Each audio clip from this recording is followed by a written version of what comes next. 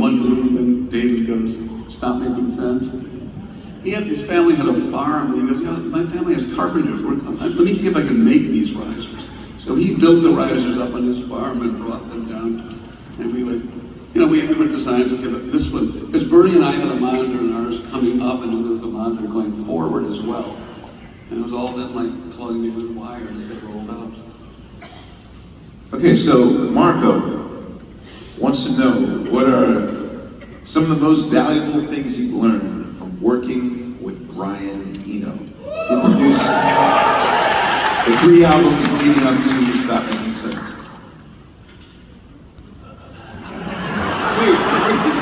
What's the secret? Let me catch that? Did you catch that? He didn't reduce speaking in time, which is what most of Stop Making Sense is. I'm reading.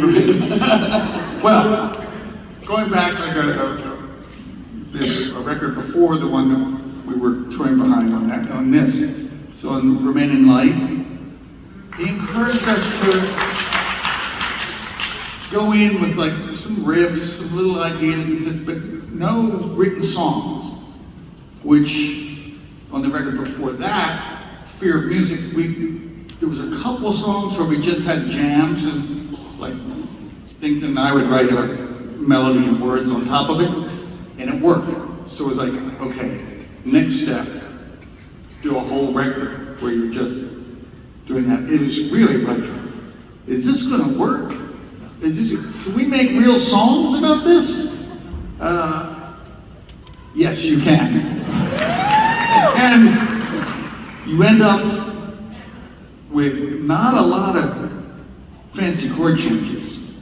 That's right. But you get a good Remember what Woody Guthrie said, right? Chris? Yeah, he said, more than 2 chords is just showing off. But what David refers to is the song Izumbra. When it was not going to be on Fear of Music because we there were no lyrics. And in fact, David and I flew back from Perth on a 30-hour flight because we were going next to Europe. And that's when Brian came up with Hugo Ball poem. And I think we all went, this is so great, we got to do more of this. And that was sort of what led us into Remain in Light. Tina, this is for you. Jonathan wants to know, how did your time at Rhode Island School of Design, together with Chris and David, influence the music you made? Good question. I thought of you. How would it influence me? It was the chemistry that we had with each other. I think being from art school, it teaches you to really, as Chris would always say, dig deep within yourself and not be derivative, but know your history, which you know. And you know your history, and then you try to bring something original to it. And that's what art school did for us. There were these little rules sometimes, like, don't put anything unnecessary. If there's anything that you don't need, strip it out. That's a Coco Chanel. I didn't know that. Okay, so I would like to know, for some of the shots of the film, were the 3 nights shot straight in a row, or did you guys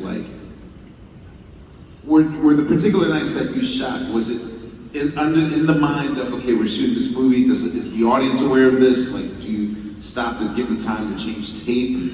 Did you have to repeat a song or 2, or was it just straight through, and if we didn't catch it, we'll get it the next night?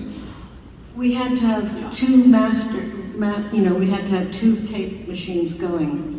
When one stopped, the other one took over. So there'd be splicing.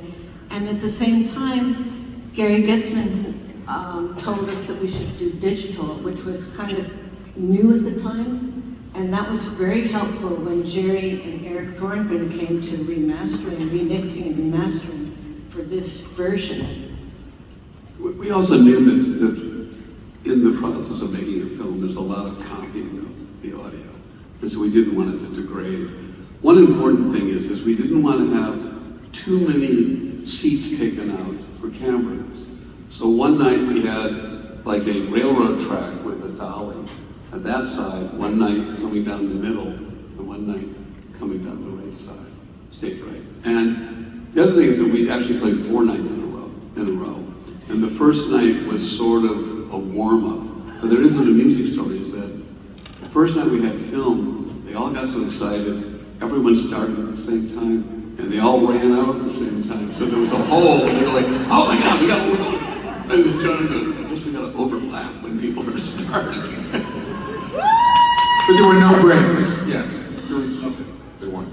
I think also what makes this film unique to me is that I don't truly get a sense that you guys are actually performing for an audience. There were a few times where I was like, wait a minute, you know, like, are they just enclosed on a stage alone without seeing the audience? And of course, when Take It to the River comes, then we get to see an angle of the audience. But I think what makes it unique, or made this more like a concert, was that you guys sort of omitted the fourth wall, if you will. So was that by design or purpose? Because we rarely see like audience shots of reactions, you know. Yes. Yes, that was intentional. And we also intentionally didn't have interviews because we had seen a lot of rock movies, concert movies, where you see a shot of the band, you see a shot of the audience, and they cut some guy's fingers, and then they cut to an interview with one of the band members who's saying like, when I wrote this, and so we just wanted to avoid that, and thank goodness we did.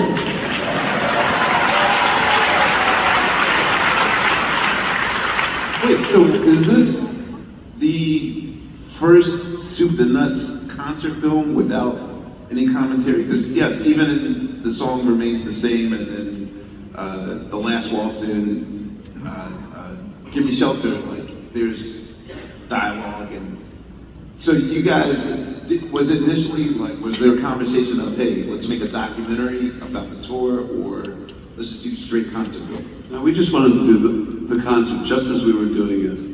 And Jonathan was just the perfect collaborator. He loved what we were doing and just found a way to enhance it, but not change it.